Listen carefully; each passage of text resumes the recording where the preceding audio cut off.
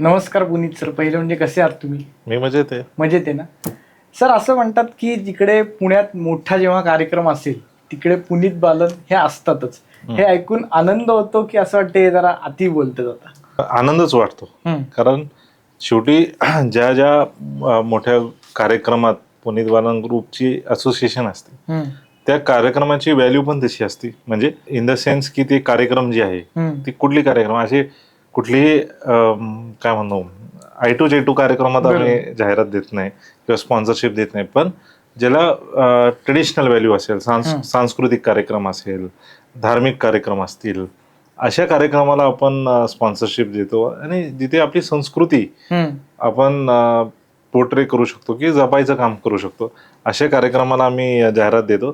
तर हे बघून आनंद वाटतो. म्हणजे खूप जण म्हणतात, म्हणजे पुण्यातले नाही, जे पुण्याचे बाहेरचे आहेत किंवा इतर सिटीतले आहेत, की 90% पुण्यातले कार्यक्रम असतील तर त्यांना 100% तुमची स्पॉन्सरशिप किंवा तुमचं नाव त्या कार्यक्रमाला लागलेला असतो. तर हे ऐकून आनंदच वाटतो. हो, पण मला खूप दुःख होते कारण का त्या 90% आमचा कार्यक्रम नसतो. पण ठीक आहे, आता काय म्हणणार याच्यात. पण सर असं आहे की गणपती म्हटलं की सगळी मंडळं आपल्याला माहिती की तुम्ही त्यांना स्पॉन्सरशिप वगैरे जे काय असेल ते देता. पण आता तुम्ही ते असं मंडळांचा आरोप आहे की आता पुनीत बालननी आता कमी केलं, हे काय बरोबर नाही असं त्यांचा एक आरोप आहे. तर काय आहे नक्की तो विषय?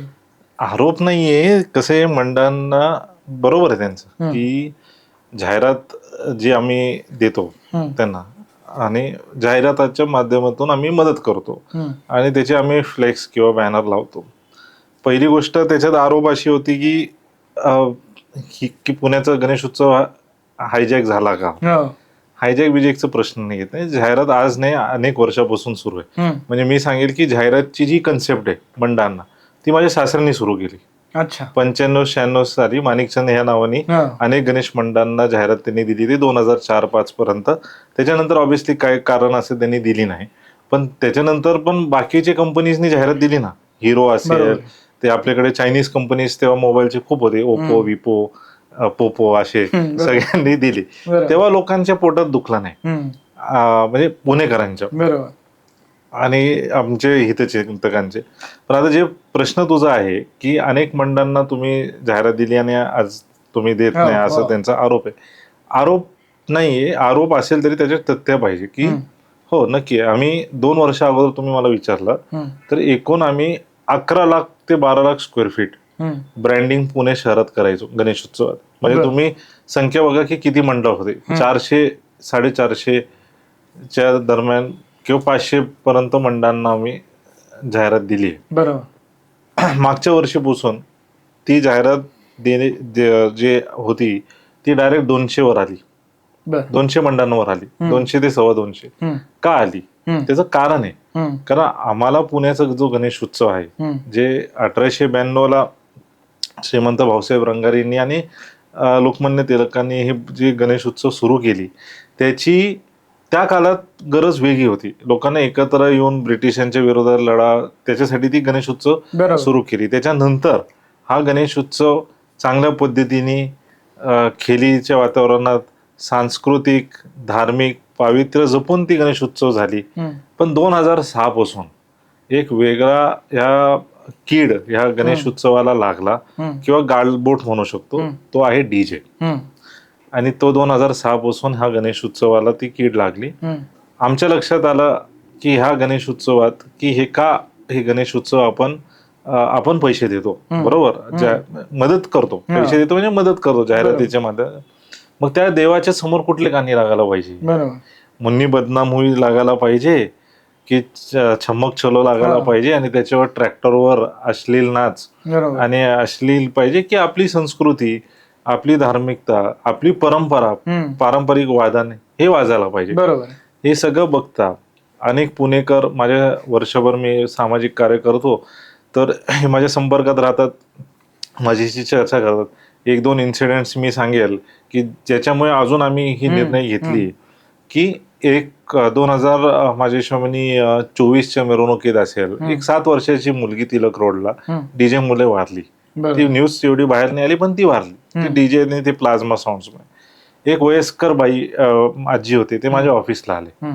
ते म्हणले की आज तुम्ही जे पैसे दिले त्या पैशांमुळे आणि त्या डीजेमुळे मी माझा नवरा गमावलाय बरोबर. विसर्जन मिरवणुकीला, आणि मी ॲम्ब्युलन्स पण येऊ नाही शकली, हेल्प नाही करू शकलो, आम्ही बोलू पण नाही शकलो की आमच्या घरचेच काच एवढे ही सगळी जेव्हा गोष्ट आपण ऐकतो, आम्ही हे सगळं कार्य चांगल्यासाठी करतो, आपली समाज प्रबोधनासाठी करतो, त्याच्यातून देवाच्या आशीर्वादाने पुण्यता येते, मी स्वतःवर पाप का घेऊ अंगावर, म्हणून आम्ही अशी निर्णय घेतली की डीजे मुक्त गणेश उत्सव आणि डीजे मुक्त दहीहंडी उत्सव ही साजरा करायला पाहिजे.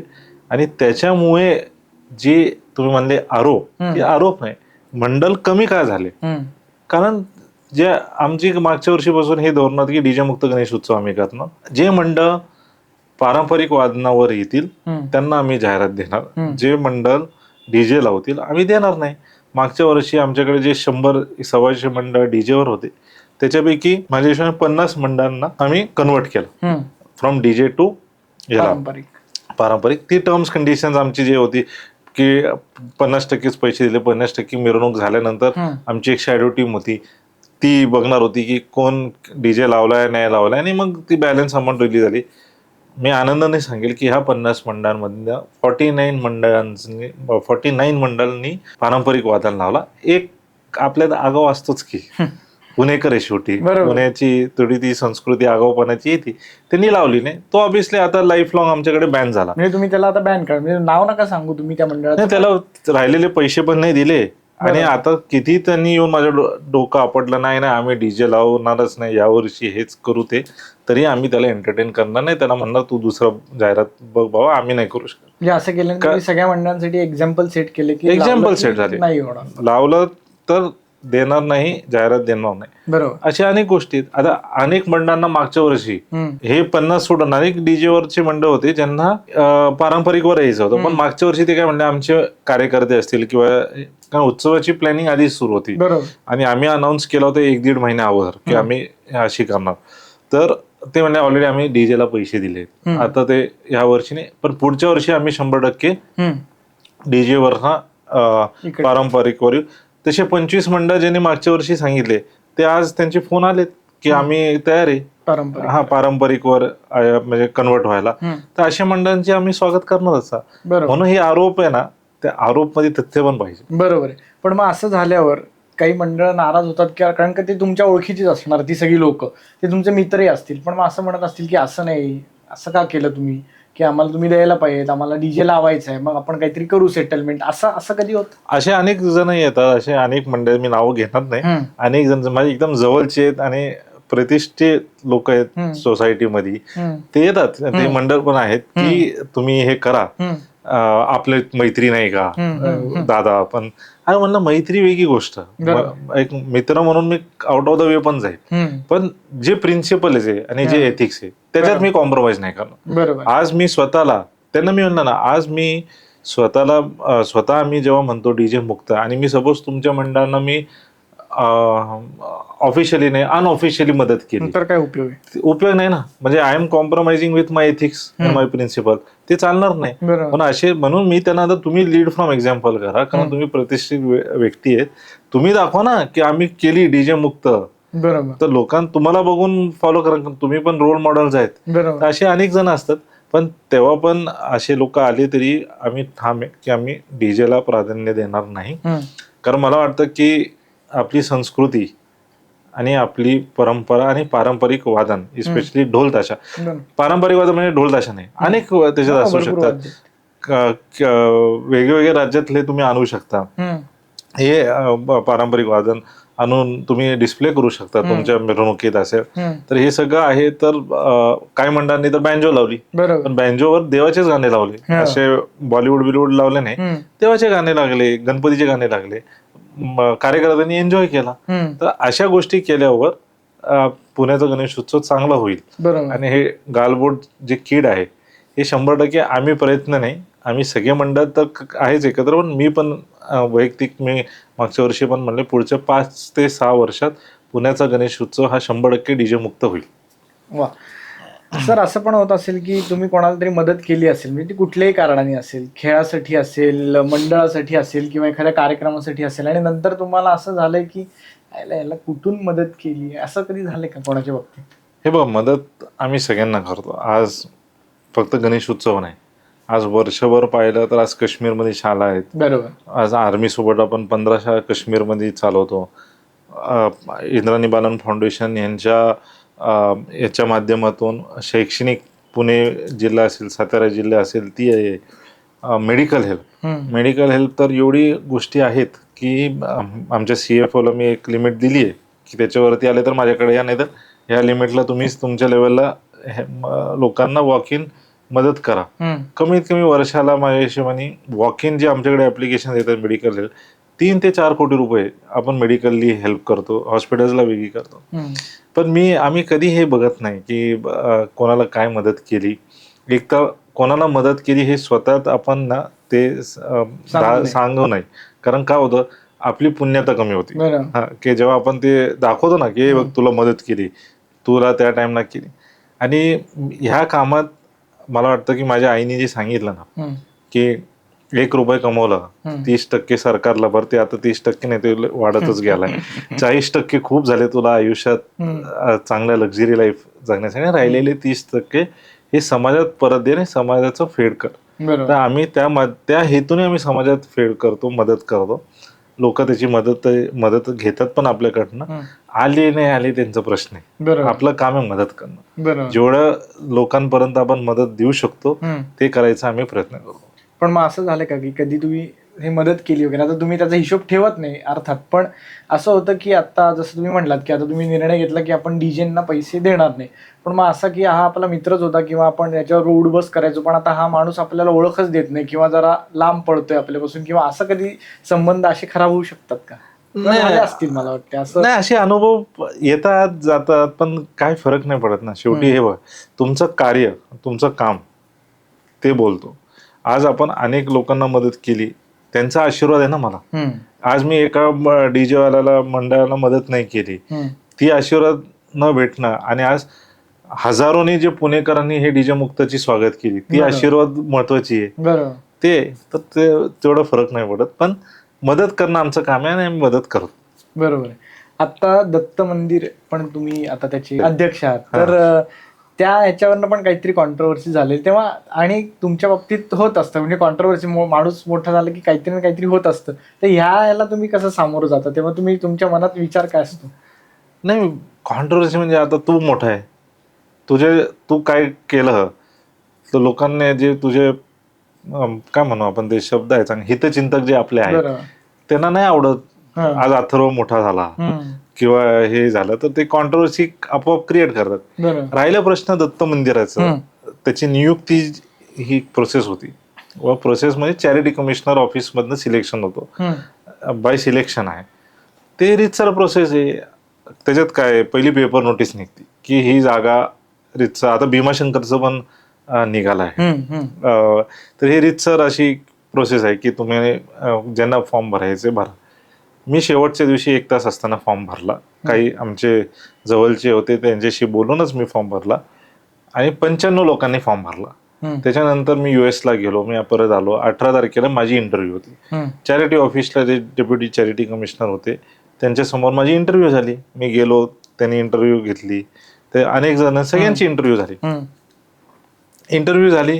अच्छा, ह्या इंटरव्ह्यूच्या अगोदर आणि फॉर्म भरायच्या नंतर ऑब्जेक्शन तुम्हाला घ्यायचं असेल कुठल्याही व्यक्तीबद्दल ज्याचं नाव लिस्टमध्ये, तुम्ही लेखी हरकत द्यायला पाहिजे.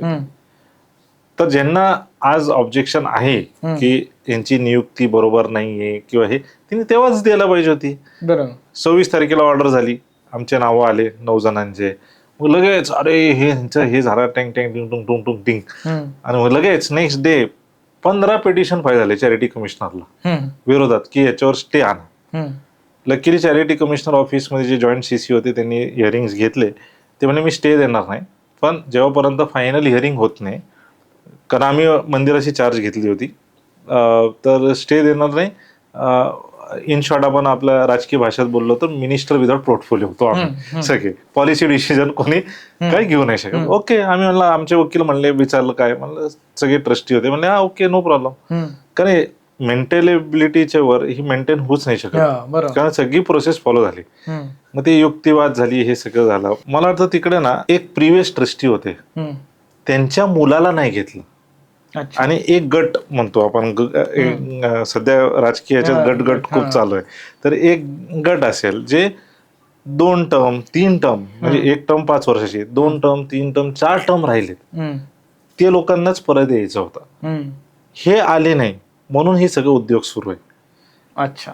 ते सगळी हिअरिंग झाली, जॉईंट सीसीनी ऑर्डर पास केली, त्यांच्या विरोधात झाली ऑर्डर, आमच्या फेवरमध्ये झाली. त्याच्यानंतर माझी अध्यक्ष म्हणून नियुक्ती झाली, बाकी सगळ्यांचे पदाधिकाऱ्यांची जे जे नियुक्ती ते झाली ती झाली. तर आम्हाला अँटिसिपेटेड होतं, जसं ते झाले आम्ही कॅबिनेट दाखल करूनच ठेवला होता हायकोर्टला. आता ही 4-5 जण हायकोर्टला गेलेत. हायकोर्टला मी तर म्हणतो तर हायकोर्ट नाही, हायकोर्टला आता माहिती नाही काय होणार. आता इनफॅक्ट 11 तारीख म्हणजे 11 ऑगस्टलाच हिअरिंग आहे, काय होईल माहिती नाही.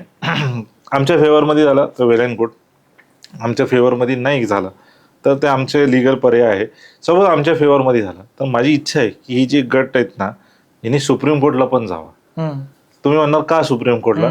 एक प्रेसिडेंट सेट होईल, म्हणजे उद्या उठून कोणी येईल आणि हे करेल त्याच्यापेक्षा एक प्रेसिडेंट सेट होईल, तर त्यांनी सुप्रीम कोर्टला पण जावं. तर आणि जिथे तुम्ही आधीच म्हणलं पुनीत बालन येतो, तर जेवढं माणूस मोठं होतो, म्हणजे तुम्ही असेल मी असेल अनेक जण असतील, तेवढे मग आपल्यासोबत प्रेम करणारे लोक पण तेवढे आहेत. त्याला धरूनच एक प्रश्न आहे की आता हा कुठलाही याच्यातला प्रश्न नाही, थोडा वेगळा प्रश्न आहे की जेव्हा माणूस मोठा होत असतो किंवा आता तुमच्याकडे एवढी संपत्ती आहे, पैसा आहे, सगळे नाव आहे वगैरे, तर प्रत्येक माणूस जो तुमच्या जवळ येतो किंवा तुमच्या पाशी येतो तो कुठल्या ना कुठल्या तरी हेतूने येत असणार. ह्या सगळ्या गोष्टीमध्ये खरे मित्र आपले किंवा आपली ही खरी माणसं हे तुम्ही कसं ओळखता? नाही, आम्ही तशी ओळखणं म्हणजे आता एक बघा की एवढं मोठे आज कारभार सांभाळतो, थोडी तर वडिलांची पुण्याई, आईची पुण्याई, त्यांनी दिलेले थोडे टिप्स, संस्कार आणि आशीर्वाद देवांचे, गणपती असेल, दत्त महाराज असतील. माझ्याकडे मित्र खूप कमी आहेत. माझे जेन्युअन फ्रेंड्स जे म्हणतो ना की खरं माझे जे मित्र फिंगरवर मोजणारे 3-4च आहेत, जे खरं ज्यांच्याशी मी अनेक गोष्टी माझे आयुष्यातले मी शेअर करेल किंवा हे करेल, म्हणजे बायको सोडून तर असे शेअर करते फिंगर. प्रत्येक जण जो माझ्याकडे येतो ऑब्विसली तो काही ना काहीतरी त्याची कामं असतील किंवा त्यांना काय मदत लागली असेल किंवा काय XYZ लागत असेल त्याच्यासाठी येतात. पण त्याच्यातूनही जो खरोखर आपलं उभं माणूस कधी तुमच्यासोबत उभं राहतो जेव्हा तुमची टाइम वाईट असेल की कुठे संकट तुमच्यावर येईल, तेव्हा जो तुमच्यासोबत उभं राहतो तो तुमचा खरा मित्र किंवा खरं काय म्हणू आपण, खरे सपोर्टर म्हणू किंवा खरे मित्र म्हणू, ते तेव्हा. मग असं तुम्हाला कुठला कोणाचा अनुभव आलाय? आहेत ना, तुम्ही सांगू शकता एखादा? नाही, अनुभव अनेक येत आयुष्यात. काय लाईफ आहे ना, life is like an adventure. आज तुम्ही माउंटन आहे किंवा सी सारखं आहे आपला लाईफ. जेवढं तुम्ही मोठे होणार तेवढी तुमचे ते सगळे उतार चढ होतातच. पण मला वाटतं की जेवढे जण आज माझ्यासोबत आहेत, मी आनंदाने हे सांगू शकतो की त्याच्यातले कमीत कमी 100% तुम्ही विचारलं की किती जण तुमच्यासोबत नेहमी उभे राहिले, तर मी सांगेल की 98 ते 99% माझ्यासोबत उभे राहिलेत, 1% फक्त राहिले. वा. आता लोकांचा असा पण एक आरोप आहे की पुनीत बालन जे हे सगळं करतात ते त्यांचा काहीतरी ह्याच्यामागे राजकीय हेतू आहे, त्यांना राजकारणात यायचं, त्यामुळे ते हे सगळे पायरी सेट करतायत. तर ह्याच्यावर काय उत्तर आहे तुमचं? राजकीय हेतू कसे असू शकते मला सांगा की तुम्हाला राजकारणात नाही यायचं? 2000 सांगतो ना, माझ्यावर तुम्हीच निकाल लावता माझी. कसं आहे, 2019ला भाऊरंगारीला मी श्रीमंत भाऊसाहेबांचे इथे जॉईन झालो. तेव्हा इलेक्शन होते विधानसभाचे. सगळ्यांना वाटलं मी ही लढवेल, कुठली शिवाजीनगर वरनं लढवेल, नाही झालं. मग लोकसभा आली, लोकसभाला झालं नाही का? तुम्ही लढवली नाही? लढवली नाही ना, मी कुठे लढवलं. इलेक्शन झाली, मी नाही लढवलं. 19ची पण झाली, मग 24ला लोकसभा आली, लोकसभा पण नाही लढवलं. मग विधानसभा आली, ते पण नाही लढवलं. शेवटी कसं असतं की जेव्हा माणूस समाजकारण करतो किंवा समाजात अनेक घटकांना मदत करतो, त्याचा अर्थ नाही की तो राजकारणात येतो किंवा त्याचा अर्थ की तो राजकारणात येऊ पण शकतो. दोन्ही आहे. अच्छा, तुम्ही आम्हाला दोन्ही आहे, मी येऊ पण शकतो, नाही पण येऊ शकतो. आणि शेवटी तुमच्या भाग्यात किंवा तुमच्या डेस्टिनीमध्ये जे लिहिली आहे ते तर तुम्हाला माहिती नाही. ते आपले देवता गणपती बाप्पा असतील, त्यांची आम्ही एवढी आज सेवा करतो. आज दत्त महाराज अनेक देव आहेत, किती देव आहेत, ते त्यांचे आशीर्वाद आहे ना. शंकर महाराज आहेत, त्यांचे आशीर्वाद. त्यांना मी शेवटी आयुष्य आहे ना, आपण फक्त माध्यम आहे काम करायचे, चालवणारे ते आहेत. त्यांना वाटलं यायचं तर मी येईल, त्यांना वाटलं नाही यायचं तर नाही. पण म्हणजे तुमची इच्छा काय आहे? त्यांची जी इच्छा माझी इच्छा. त्यांनी अजून इच्छा व्यक्त केली त्यांनी नाही केली अजून, ठामपणे करत नाही, त्यामुळे आम्हालाही माहिती नाही आता काय होतं. पण तुमच्या मोबाईलमध्ये आता एक वेगळा प्रश्न की तुमच्या मोबाईलमध्ये असे किती कॉन्टॅक्ट आहेत की जे उचलायचे नाही या लिस्टवर आहेत? नाही तसं नाही, मी सगळ्यांचे फोन उचलतो. अच्छा. म्हणजे तुम्ही हे व्हेरीफाय करू शकता. व्हॉट्सअपवर नोन अननोन जेवढेही मेसेज असतात, आपले म्हणतात ना झिरो पेंडेन्सी फाईल क्लिअरिंग मध्ये जसे अधिकाऱ्यांच्या भाषेत असते किंवा तशी झिरो पेंडेन्सी आपली व्हॉट्सअपवर मेसेज असतात. जेवढे जणांनी दिवसभर मेसेज केली असतील, रात्री झोपायच्या अगोदर सगळ्यांना उत्तर देणं, आणि ज्यांचे फोन राहिलेत, जे आलेत मिस्ड कॉल मध्ये गेलेत, इथं त्यांना मेसेज करणं की उद्या करतो, उशीर झाला, नाही तर त्याच दिवशी बोलून सगळ्यांशी बोलतो. बरोबर सर. पण मग आता तुम्ही अजून किती मंदिरांचे अध्यक्ष होणार किंवा तुम्हाला व्हायचंय? बघा, अध्यक्ष मी होण्यापेक्षा ज्या ज्या मंदिरात, म्हणजे ज्या आता एक्झाम्पल दत्त मंदिर आहे किंवा भाऊरंगारीला आहे, आता ही माझी इच्छा नव्हती ना, ही शेवटी मी आधी पण म्हणलो की त्यांचीच इच्छा आहे, देवांचीच इच्छा आहे, त्यांचीच इच्छा आहे, दत्त महाराजांची इच्छा आहे. असे जेवढे अजून मंदिरांची देवांची इच्छा असतील तिकडे मी व्हायला तयार आहे. आता गणपती हा तर विषय तुमच्या जवळचा आहेच, पण तो सोडून क्रिकेट हा पण एक तुमचा जिव्हाळ्याचा विषय, तर आपण त्याच्याबद्दल बोलूच. पण तुम्ही क्रिकेटचे एवढे मोठे फॅन कसे काय? म्हणजे तुम्ही स्वतः खेळायचा, म्हणजे भारतातला प्रत्येक मुलगा हा खेळतोच क्रिकेट, पण तुमचं आणि क्रिकेटचं लहानपणापासूनचं नातं काय? नाही, लहानपणा म्हणजे जसं तुम्ही म्हणले भारतातले प्रत्येक मुलगा मुलगी क्रिकेट खेळते, कारण आपल्याकडे कशी आहे क्रिकेट आहे ना भारतात, ती स्पोर्ट्स नाही, ती रिलिजन झाली. बरोबर. सगळ्या आई वडिलांना वाटतं की आपला मुलगा आज विराट कोहली व्हावं किंवा स्मृती मंदाना व्हावा एक्सेट्रा. तर माझी आवड होती. स्कूलमध्ये मी विखे पाटीलला होतो शिकायला, मी फुटबॉल कॅप्टन होतो, मी फुटबॉल खेळायचो तिकडे, अनेक वर्ष मी फुटबॉल खेळलो.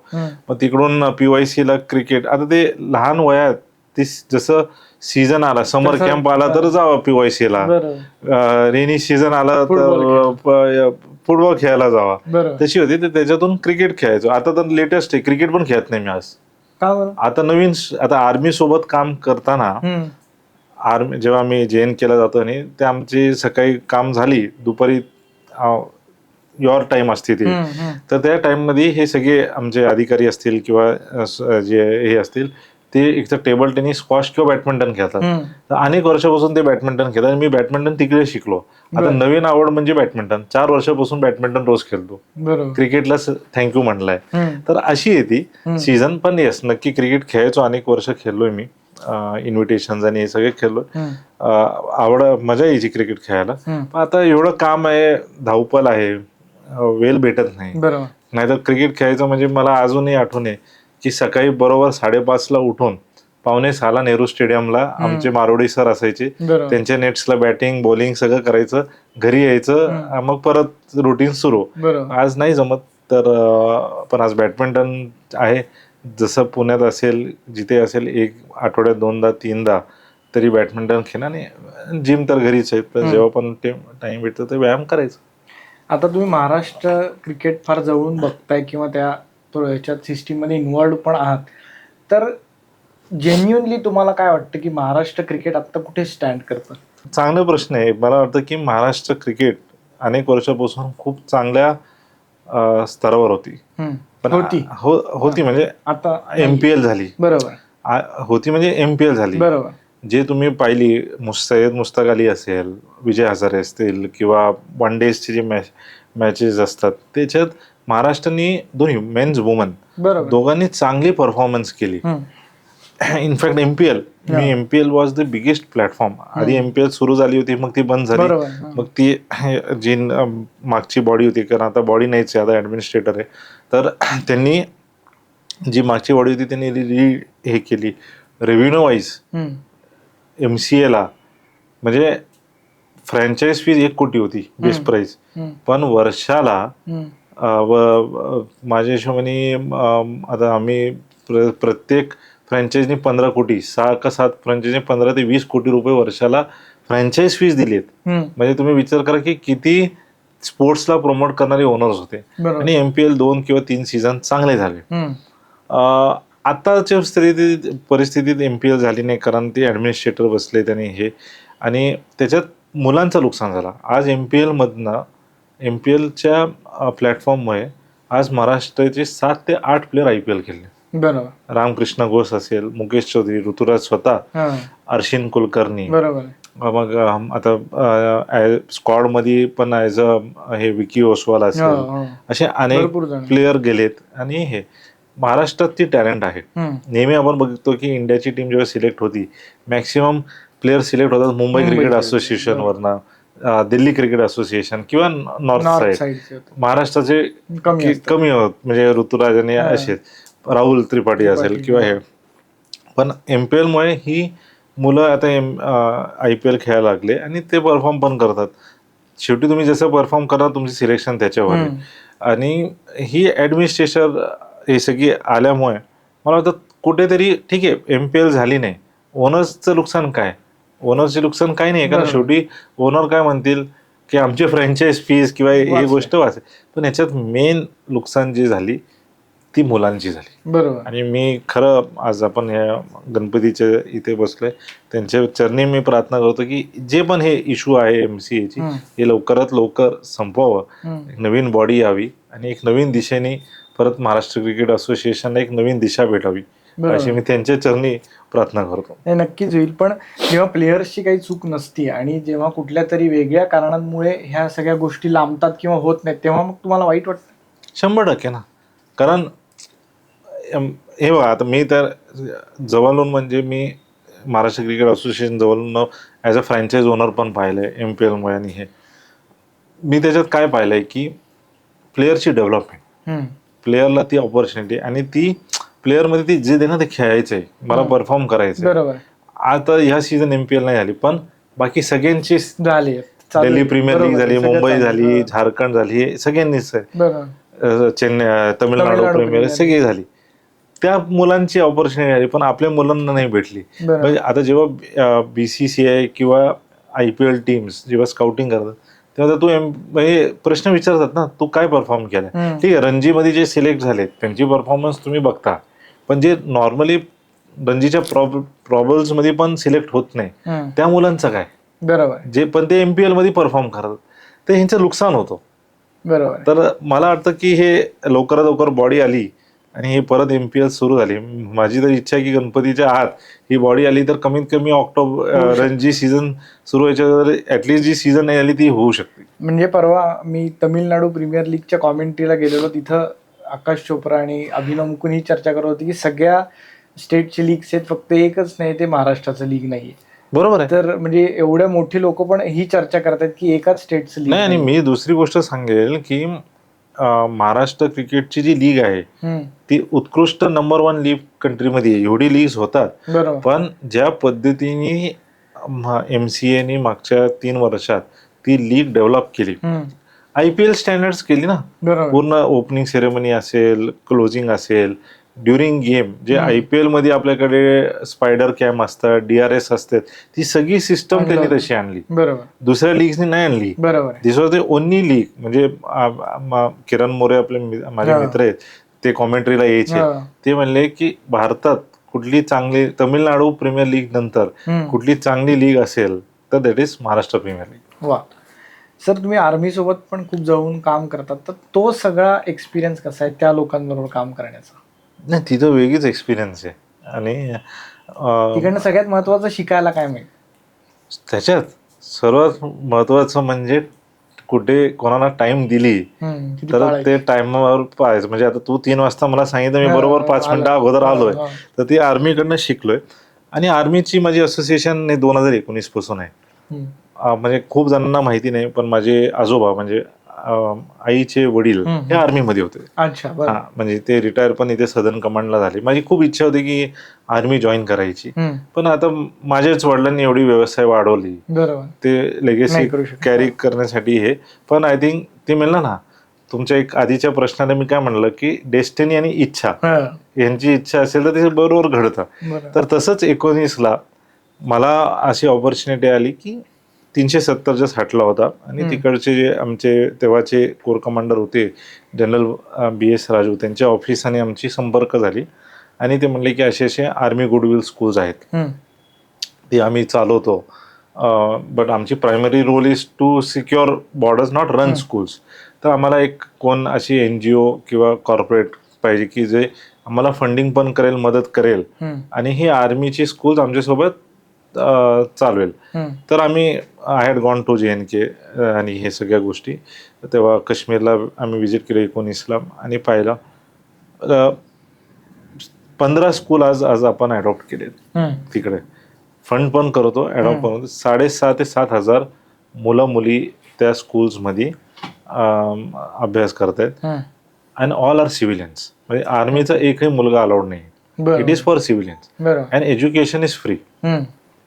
रेशो विचारलं तुम्ही तर 55% मुली आहेत, 45% मुलं आहेत. आज आपण हे करतोय आणि सगळे हाय मिलिटन्सी एरियाजमध्ये. म्हणजे आज अनंतनाग असेल, कुपवाडा असेल, पेहलगाम असेल, शोपियान असेल, बारामुला असेल, थंदार असेल, उरी असेल, अशा इथे. आणि या 15मध्ये 2 स्कूल्स स्पेशल मुलांसाठी. स्पेशल मुलांसाठी कारण ती मुलं एकतर स्पेशली एबल्ड चिल्ड्रन, दे वर used as human bombs at that. तर अशा मुलांसाठी ती स्कूल्स आहेत. आनंद आहे की ती आज व्यवस्थित सुरू आहे. हे करता करता कुठेतरी आमची जेव्हा कोविड झाली 2020-21ला, जेव्हा जनरल राजू बाहेर पडत होते, नवीन जनरल पांडे येत होते, आमचा कॉन्फरन्स कॉल झाला की ते हँडिंग ओव्हर टेकिंग ओव्हरमध्ये ते इंट्रोड्यूस करतात. ते म्हणले की हे तर तुम्ही करताय पण ह्याच्यात चेंज येणार नाही, तर तुम्ही काहीतरी अजून ह्याच्यात करू शकता, जे आम्हाला पण मदत लागते. तुम्ही अशी गोष्टी करू शकतात का ज्याच्याने हे होऊ शकतो की आणि याच्यात एक ह्या रिजनला बदल होईल. तर मी विचार केला, ते काय त्यांच्याशी बोललो. मी जास्ती खोलमध्ये नाही सांगू की it is towards national security जे आम्ही करतो. तर फ्रॉम CSR आम्ही डायरेक्ट टुवर्ड्स नॅशनल सिक्युरिटीला टर्न झालो आणि आज एवढे वर्ष झालेत की त्यांच्याशी फक्त नॉर्दर्न म्हणजे कमांड्स असतात, ते नॉर्दर्न कमांड नाही. आज इंडियन आर्मीचे 5 ते 6 कमांड सोबत मी काम करतो टुवर्ड्स नॅशनल सिक्युरिटी. आणि CSR असेल तर ओनली टुवर्ड्स JNK आणि इतर पण करतो, पण JNK मेन फोकस आहे त्याच्यात. मग सर्वात मोठा ध्वज 150 फुटाचा मला आठवण आहे की फेब्रुवारी 5 तारखेला मला 2022ला माझं लग्न होतं. त्याच्या अगोदर रिपब्लिक डे होती 26 जानेवारी. आम्ही दोघं गेलो होतो. तर 150 फीटचं सर्वात highest high mast in JNK valley, Shopian, which is called mother board of terrorism. तिकडे आपण आपल्या ग्रुपनी उभं केली आणि आमचं ते सगळं कार्यक्रम संपला आणि अर्ध्या तासात त्या साईटवरनं 1 किलोमीटरवरनं तिकडे टेरर अटॅक झाला. अशा गोष्टी पण आहेत. म्हणजे ते आर्मी सोबत काम करणं हे अनुभव चांगलाच आहे, पण तेवढी रिस्क फॅक्टर्स पण आहेत. बरोबर. अशी आमची आर्मीची अनुभव आहे. त्याच्यात एक सांगितलं की हे उल्लेख गरजेचं आहे सांगायचं की कारण आपण प्रोडक्शन ऑफ मूवीज मध्ये पण आहे. आर्मीसाठी आपण एक डॉक्युमेंटरी केली आणि त्याला नॅशनल अवॉर्ड भेटला. आता 75th year of NDA. NDA वर डॉक्युमेंटरी नव्हता. तर जेव्हा मी कमांडंटशी बोललो आणि डेप्युटी कमांडंटशी, तर त्यांच्याकडे त्यांनी दाखवलं डॉक्युमेंटरी. तर एक काहीतरी माझ्या हिशोबाने 30 वर्षा अगोदर डिस्कवरीने केली होती आणि तेवढीच होती. मग आमचे डिरेक्टर तनुज भाटे यांना मी भेटून बोलून त्यांनी व्यवस्थित स्क्रिप्ट केली, शूट केली. खूप छोट्या स्पॅनमध्ये ती केली कारण तेव्हा 75th इयर होतं NDAचे आणि आपले राष्ट्रपती द्रौपदी मुर्मू यांच्या पासिंग आउट परेडमध्ये ते इनॉग्रेट करणार होते आणि ती आम्ही केली. त्याला थँक्स टू अमिताभ बच्चन, त्यांनी व्हॉइस ओव्हर दिला त्याला. आणि आज 2 आठवड्या अगोदर किंवा 3 आठवड्या अगोदर बेस्ट एडिटिंग त्या फिल्मला नॅशनल अवॉर्ड भेटला. वा, क्या बात आहे. हे तुमचं सुंदर काम चालू राहो. परत आपल्या लाडक्या आणि जिव्हाळ्याच्या विषयावर येतो की तुमच्या मनातला म्हणजे तुमचा असा जिव्हाळ्याचा जो विषय गणपतीचा, तुमच्या मनातला गणपती उत्सव कसा आहे? म्हणजे माझं स्वप्नातला गणेश उत्सव म्हणजे पुढच्या काही वर्षांनी हे गणेश उत्सव व्हायला पाहिजे. पुण्याचा हा गणेश उत्सव आज लोकल टू ग्लोबल घेतलाय. 140 देशात हा गणेश उत्सव साजरा होतो. बरोबर. तुम्ही ब्राझीलचं कार्निवल पाहिलंय का? ते रिओ द कार्निवल काय ते, किंवा स्पेनचं टोमॅटो फेस्टिवल पाहिलाय का? कशी लोक पूर्ण रस्त्यावर येतात आणि ते कार्निवल एक शोभायात्रा त्यांची असते तिकडे. बघा, ते कार्निवल मध्ये पण डीजे लावत नाही, त्यांची पारंपरिक असते वाजून ते कार्निवल करतात ब्राझीलमध्ये. तर माझं स्वप्न असेल की पुण्याचा हा गणेश उत्सव तशी व्हावं पुढच्या 5-6 वर्षात. पारंपरिक वादनांवर हे ब्राझीलचं जो कार्निवल असेल किंवा हे टोमॅटो फेस्टिवल असेल तशी त्या धर्तीवर पुण्याचा गणेशोत्सव व्हावा. वा, तुम्ही जे सगळे पिक्चर प्रोड्यूस केलेले त्याच्यामधला तुमचा आवडता पिक्चर कुठला सगळ्यात जास्ती? मुळशी पॅटर्न. अच्छा. आणि आता मुळशी पॅटर्न मला 2 पण येणार आहे, त्याच्यात तुम्ही मी ऍक्टिंग नाही ऍक्टिंग नाही, तुम्ही करायला लावणार. 1 मध्ये आहे मी. हो का? हो, 1 मध्ये माझी थोडी एक सीन आहे आणि गणपतीचीच आहे. अच्छा. की 1 मध्ये ते आमदार जे होते तेव्हाचे ते येतात, आरती करतात मंडळात आणि मग ते मला भेटतात, काहीतरी आम्ही कानात बोलतो, मग ते गाडीत बसवून पिट्याला काहीतरी असं सांगतात आणि ते जातात. तर ते झलक आहे. 2 मध्ये आहे, मुळशी पॅटर्न 2 आहे, लवकरच येईल. मला वाटतं 2027 मध्ये रिलीज आहे. आम्ही अनाऊन्स केलाय कमिंग सून, पण 2027 ला मुळशी पॅटर्न 100% रिलीज होईल. आणि आवडतं माझा फिल्म आहे. मला माहिती आहे की आज प्रवीण शेवटी आज तो देऊलमन मुळे 100 कोटीचा त्याला टॅग लागलाय. पण मुळशी पॅटर्न 1 पण कशी निर्माता झाली की निर्मिती मी केली. आम्ही क्रिकेट खेळायचो, परत क्रिकेट आला आपला विषय, सेलिब्रिटी लीग सुरू होती आणि मॅच झाल्यावर डेक्कनला मी, प्रवीण, राया आणि सत्यजित सातबाई आपले आम्ही बन मस्काने चहा पित होतो. आणि तेव्हा प्रवीण म्हणला की सर एक माझ्याकडे एक खूप चांगलं स्क्रिप्ट आहे. म्हणलं काय स्क्रिप्ट आहे? मग त्यांनी ब्रीफ सांगितलं आणि जेव्हा त्यांनी ते त्याच्यातला सोशल मेसेज दाखवला, शेती विकायची नसते, शेतकरी, मला आवडली. त्या स्टँडला डन. अशी आम्ही मुळशी पॅटर्न 1चं सुरुवात केली आणि ऑब्व्हियसली आज सिक्वल 2 येईल. 1 पेक्षा 2 अजून जरा खतरनाक आहे, एवढंच सांगेल. क्या बात आहे. क्रिकेट सोडून अजून कुठले असे स्पोर्ट्स आहेत की ज्यांना तुम्हाला अजून प्रमोट करायला किंवा प्राधान्य द्यायला आवडेल आणि त्याच्यात सगळ्यात जास्ती तुम्हाला टॅलेंट दिसून येतं?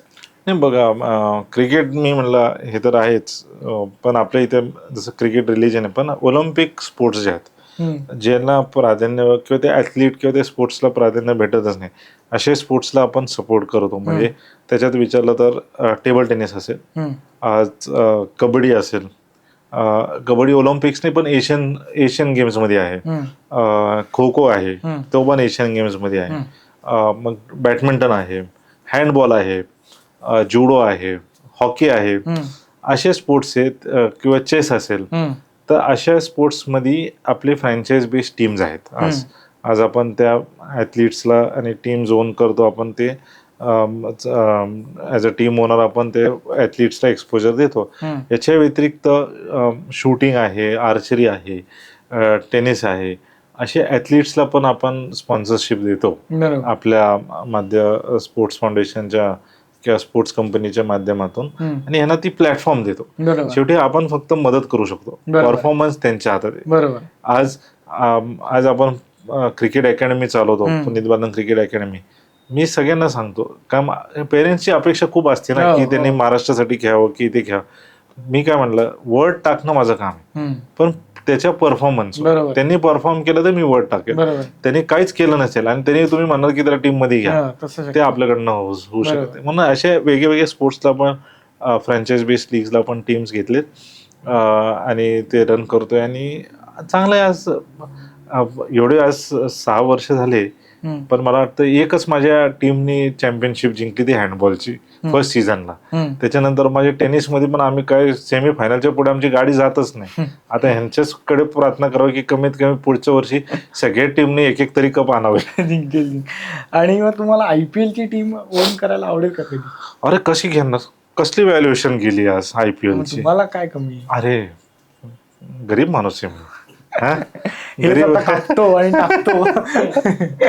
नाही, त्याची व्हॅरिएशन खूप आहेत. पण डेफिनेटली आमची टॉक्स चालू आहे.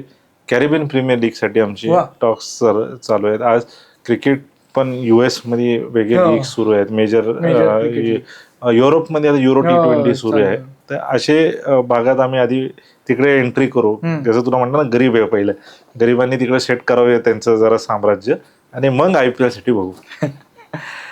तुमच्याबद्दल अशी कुठली अफवा आहे की जी ऐकून तुम्हालाच हसू येतं किंवा अरे काही बोलतात आता असं वाटतं?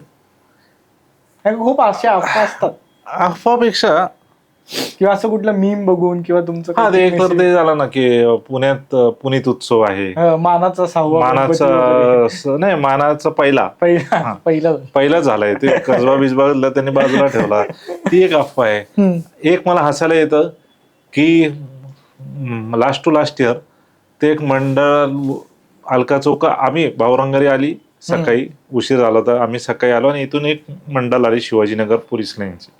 ते पोलीस लाईनची मंडळाला मीच मदत केली होती मागच्या लास्ट टू लास्ट इयर. त्याच्यावर एक उभा राहिला विदाऊट पुनीत बालन, आणि त्याने मला दाखवतोय बॅनर आणि मी तिकडे आरती सुरू आहे. ते आमचे जॉईंट CPच्या हस्ते आरती सुरू आहे.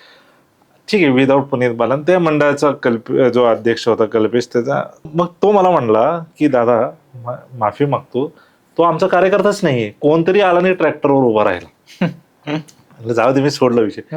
आता नेक्स्ट इयर, आता म्हणजे मागच्या वर्षी, आता मी DJ मुक्त म्हणले आणि त्याच डीजेवर एक धरलाय विथ पुनीत बालन. अरे असे बघून मला हसायलाच येतं की हे काय विदाऊट आणि विथ चालू आहे. अच्छा, कुठलेही माझं पोस्ट म्हणजे मीडिया, मी एवढी इंटरव्ह्यूज देतो किंवा हे मीडियाच टाकतात, कुठलीही पोस्ट आली, आता दत्त मंदिर असेल किंवा, एकच वाक्य, पैसा बोलतो पैसा. अरे मग पैसा बोलतो, तुमच्याकडे पैसे असतील तर तुम्ही खर्च करा ना. हा, मग तुम्ही तुमचे पैसे खर्च करा. पैसा बोलतो काय? अरे पैसे बोलतो म्हणजे काय, आज काय झाड नाहीये की तो असं म्हणला, मी म्हणलं ए गिराव, तर असं ते पडतं.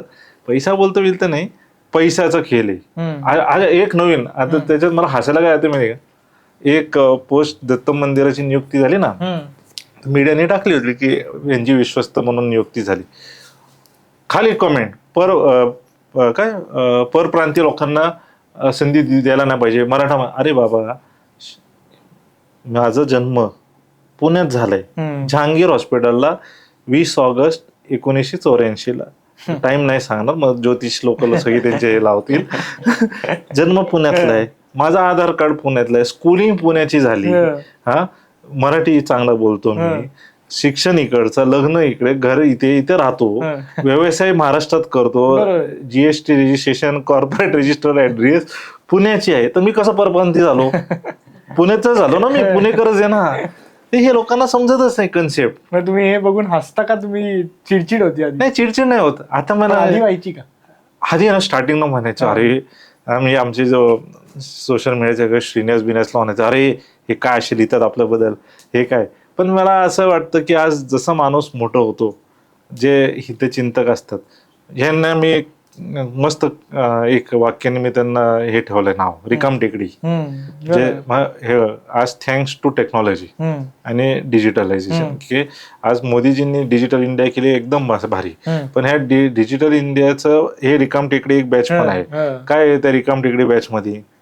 ज्याच्या हातात एक मोबाईल आहे, बरोबर, एअरटेल, जिओ मस्त फ्री मध्ये फुल इंटरनेट रिचार्ज मारलाय, एका झाडाखाली किंवा एका टपरीत किंवा एक चहाच्या स्टॉलवर बसणार, दिवसभर काय झालं, अच्छा असं, एक टाका कमेंट. ही रिकाम टेकडी गँग आहे. आता मी ह्यांचे सगळे कमेंट्स जे लिहितात ते पण मी पॉझिटिव्हलीच घेतो किंवा मी इग्नोर करतो. पॉझिटिव्हली घेण्यात काही नाहीच आहे. आता त्या एकाने लिहिलं, गुटख्याचा पैसा बोलतो. अरे गुटख्याचा पैसा, मी काय गुटखा मॅन्युफॅक्चरर आहे का? माझे सासरे होते, ते नाही येत आज, ठीक आहे, आणि मी गुटखाचा धंदाच नाही माझा. म्हणजे आज मी रसिक शेठच्या मुलीशी लग्न केलं, हे माझं पाप आहे का? नाही आहे ना, माझं प्रेम आहे, मी जान्हवीशी लग्न केलं, आमचे घरचे संबंध आहेत, 50 वर्षाचे संबंध आहेत. आज जेव्हा माझ्या सासऱ्यांनी दुसऱ्यांदा लग्न केलं, त्या लग्नाला लावलं कोण? माझ्या आई वडिलांनी लावलंय ते लग्न, ते आय विटनेस होते. हे लोक काय म्हणजे मला शिकवतात अशी कमेंट की गुटख्याचे पैसे, परप्रांती, पैसा बोलतो. अरे ठीक आहे, पैसा बोलतो, देवाच्या कृपाने सगळ्यांच्या आशीर्वादांनी, बरोबर. आई वडिलांच्या देवाच्या कृपेने आज चांगली परिस्थिती आहे. आज आहे उदर परिस्थिती कोणाचं कधी बदलेलं आपलं नाही, आहे चांगली. बरोबर. आता आपण करतोय समाज, पैसा बोलतो, अरे मग तुम्ही करा ना खर्च. मी कुठे म्हणलं की मी खर्च करणार, तुम्ही लोकांनी पैसे खर्च करा आणि हे करा. बरोबर. असं आहे ते. म्हणजे असे अनेक मीम्स, अजून काय मीम्स, भरपूर काय काय मीम्स असतात. तर तुम्ही काही टाकलं की त्याच्यावर काहीतरी बनवलं. नाही, स्टँडर्ड 3 आहेत. ह्या परप्रांतीय, अच्छा मारवाडी, आता मी मारवाडीच नाही, ह्या मारवाड्यांना एकूण हाकला. अरे जातीवाद कुठे आणताय? बरोबर. मारवाडी नाहीच मी, पहिली गोष्ट. मी साऊथ इंडियन आहे, पण मी काय म्हणतो, I am a Maharashtrian born and brought up in Pune. बरोबर. हा, तर मी ते म्हणतो. तर हे मारवाडी हाकला, हे परप्रांतीय लोकांना इकडून काढा. अरे परप्रांतीय कुठून ये ना बाबा, बघ ना जन्म दाखला बघ माझं कुठलं आहे, जा ते वॉर्ड ऑफिसला आणि विचार. जर पुण्याचा विषय निघालाच तर तुम्हाला किती अभिमान आहे पुण्यावर आणि कुठल्या त्या गोष्टी आहेत ज्याच्यावर तुम्हाला जास्ती अभिमान? पुणे काय सांस्कृतिक राजधानी. बरं. आज सगळे म्हणजे आज संगीत, म्युझिक साठी सांस्कृतिक राजधानी, उत्सव, गणेश उत्सवासाठी सांस्कृतिक राजधानी, हेरिटेज प्लेस. आज शनिवार वाडा आहे.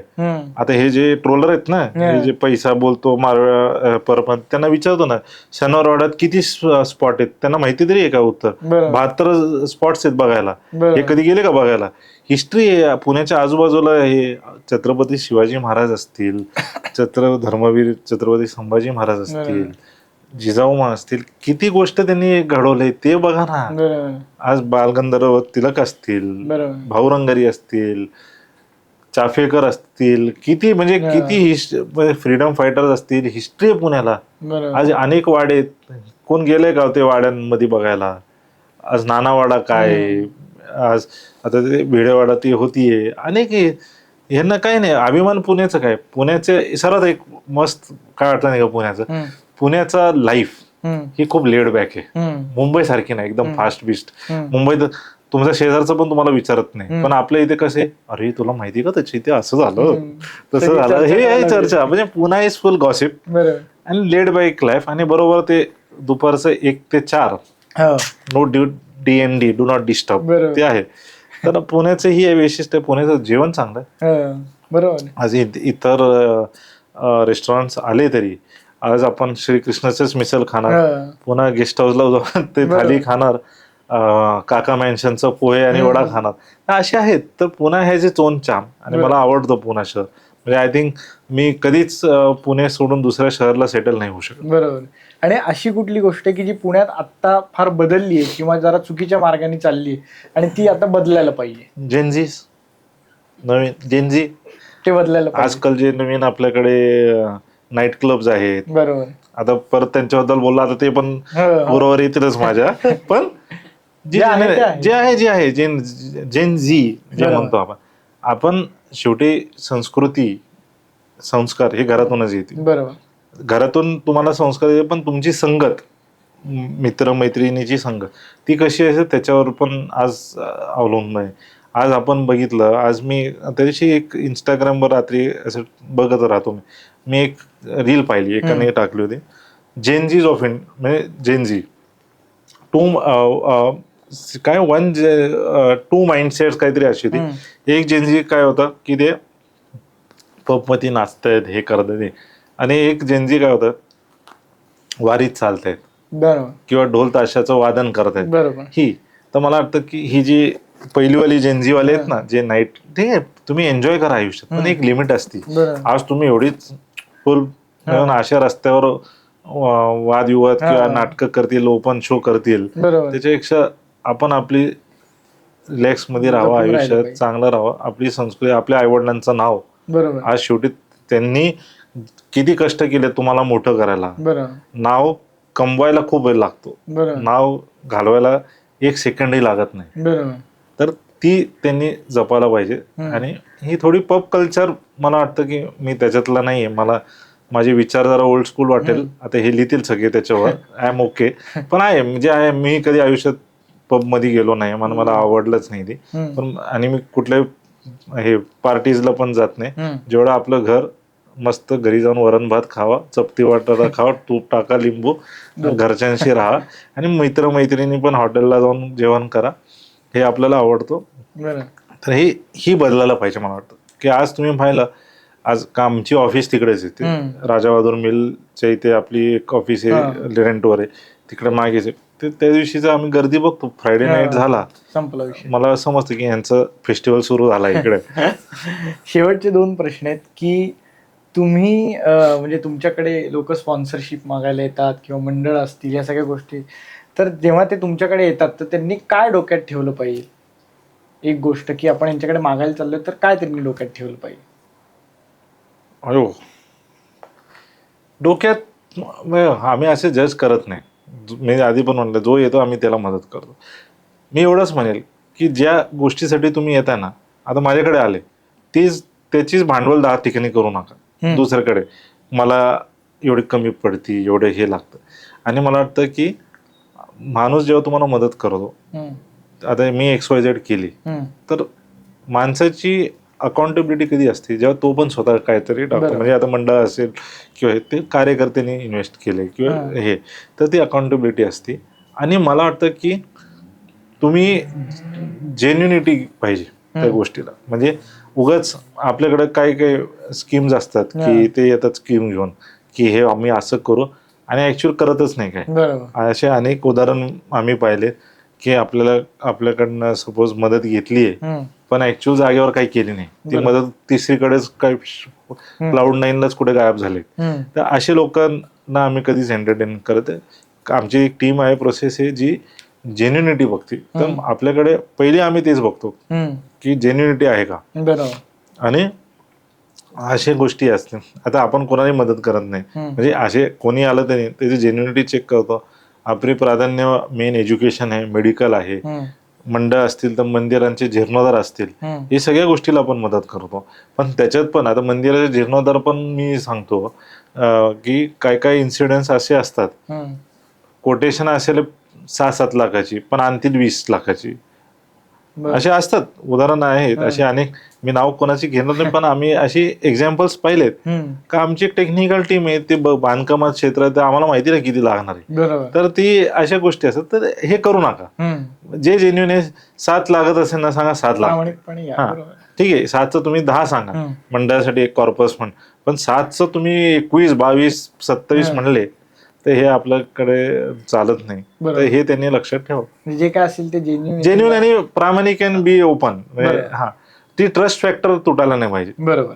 आणि शेवटचा एक प्रश्न की तुमची जी जर्नी आतापर्यंतची, मी ह्याच्या पुढे पण छानच होणार आहे, पण आतापर्यंतची जी आहे ती तुम्ही कशी मांडताल आणि कुठल्या शब्दात व्यक्त करता? माझी जर्नी अजून मी रिटायर्ड नाही झालो, इथपर्यंतची चांगली आहे आता अजून. तुमची आतापर्यंतची जर्नी ती बऱ्याच जणांची नाहीये, तर ती जर्नी तुमची काय शब्दात तुम्ही मांडता?